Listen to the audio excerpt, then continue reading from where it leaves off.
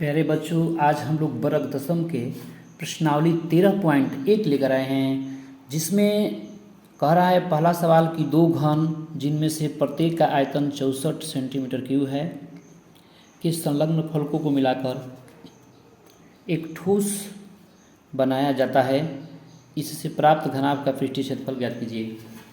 देखिए, दो घन हैं, उनको जोड़कर एक घनाभ बनाया जाता है।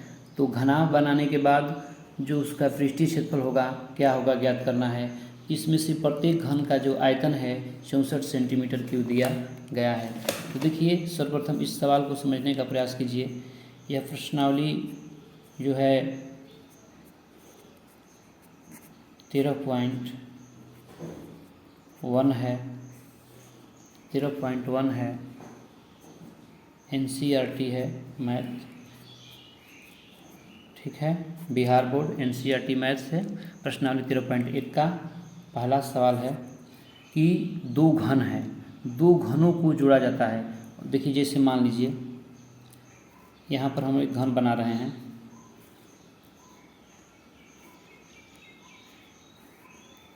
देखिए हमने एक घन बनाया,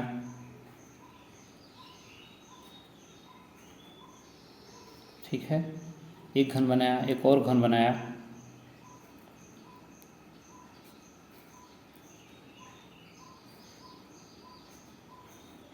ये हमने घन बना दिया, इसको मिला दिया यहाँ पर, ये घन बन गया।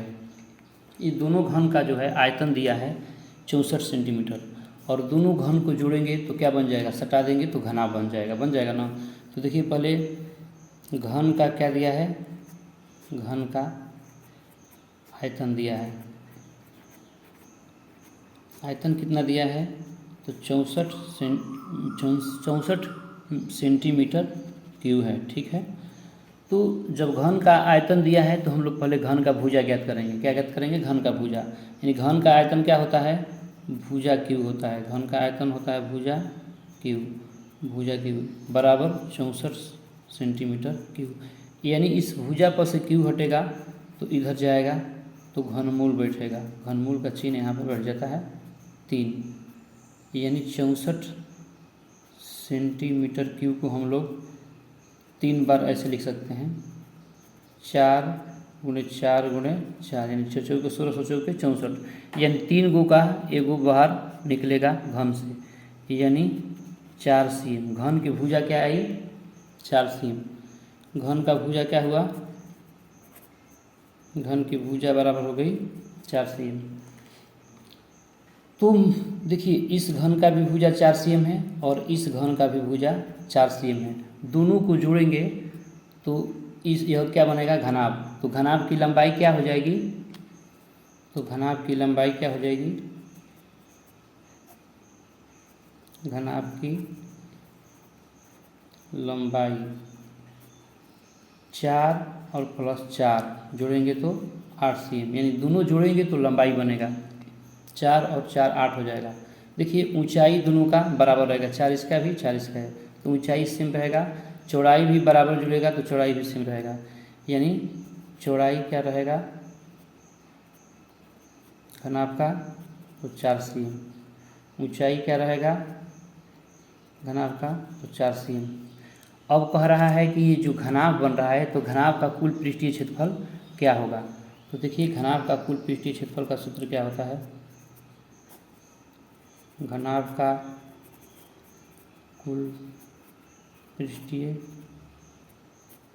क्षेत्रफल